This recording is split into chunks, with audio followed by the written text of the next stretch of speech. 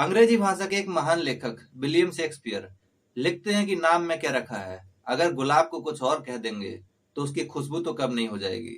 बात ठीक है, लेकिन सच तो यह है, असल में हमारा जो नाम होता है यह हिंदी वर्णमाला के कुछ अक्षरों से मिलकर बना हुआ एक शब्द नहीं होता है, बल्कि हमारी ये पूरी पहचान होती है।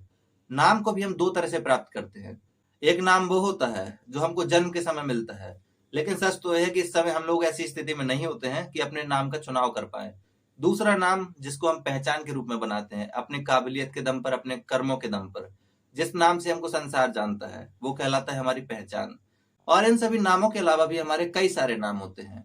घर में किसी को छोटू, पप्पू, गुड्डू इस तरह के नामों से बुलाया जाता है। इसी प्रकार कुछ अजीबोगरीब नाम प्रेम संबंध में देखने को मिलते हैं। जानू, जान, बाबू, सोना, इस तरह के नाम।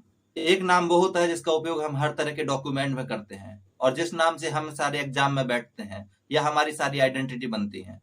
इसी प्रकार से जिस तरह से हमारा नाम हमारी पहचान और हमारे कर्मों के साथ जुड़ा होता है, उसी प्रकार एक देश का नाम भी होता है। जैसे हमारे देश का नाम है भारत, और कुछ लोगों के मुंह से आप इंडिया नाम भी सुनते हैं, तो अब लगता होगा ये दो दो नाम कैसे हैं। तो जब आप चार चार पांच पांच नाम लेकर घूम रहे हो तो क्या देश के दो नाम भी नहीं हो सकते हैं?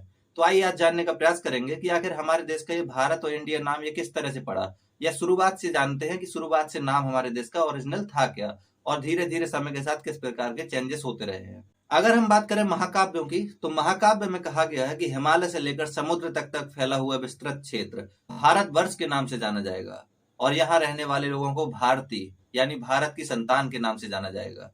और इसी समय का वैदिक काल का एक प्रमाण मिलता है कि एक कबीला हुआ करता था भरत, उसी के नाम पर कहा जाता है कि हम लोगों ने भारत नाम चुना। एक और कथा भी है भरत की। कहा जाता है कि बचपन में ही इन्होंने इतना बहादुरी दिखाया कि इन्होंने शेर के दांतों को भी गिन लिया था। इसीलिए ऐसे बहादुरों के नाम पर हमारे देश का नाम भारत पड़ा। भारत का एक और नाम मिलता है जम्मू द्वीप।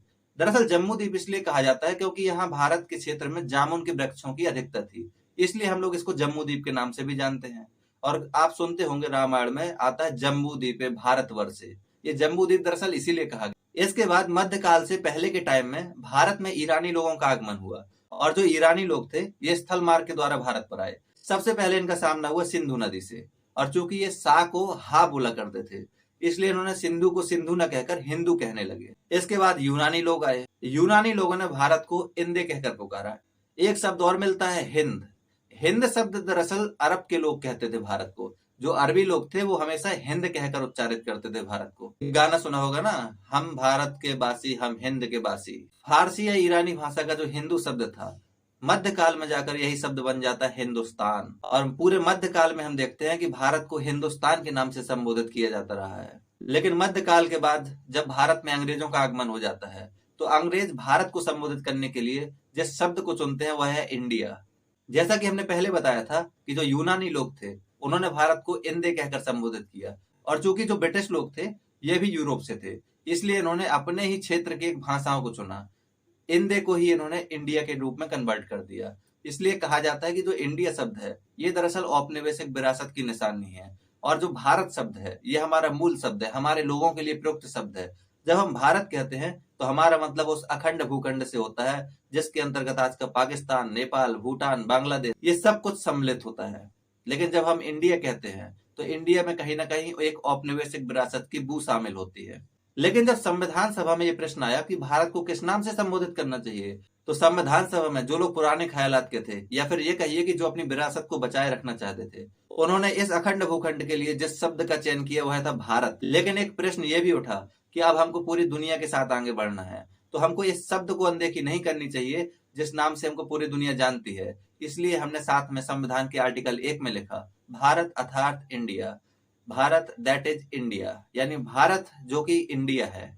लेकिन आजकल देखते होंगे कुछ लोग न्यूज चैनलों में बैठकर हमेशा इस बात पर तंज कसते हैं कि भारत का मतलब है उस ग्रामीण भूखंड से जहां किसान हुआ करते हैं, खेती किसानी हुआ करती है, पशुपालन हुआ करता है। और जबकि इंडिया शब्द जिसको हम कह रहे हैं इसका मतलब है उस आधुनिक समाज से जहां पर लग्जरी लाइफ लोग जिया करते हैं, बड़ी बड़ी इंडस्ट्री, बड़े बड़े उद्योग धंधे, कारखाने लगे होते हैं। लेकिन सच तो यह है कि भारत और इंडिया दोनों को साथ में मिलकर आगे बढ़ना होगा, क्योंकि भारत हो या इंडिया ये उसी प्रकार है जैसे हम लोगों के कई सारे नाम होते हैं। लेकिन हम लोग किसी भी तरह से अपने नाम को अपनी प्रकृति में बाधक नहीं बनने देते हैं, तो फिर आखिर देश के नाम को उसकी प्रकृति में बाधक कैसे बनने दे सकते हैं? तो आपकी क्या राय है, कमेंट में जरूर बताइएगा।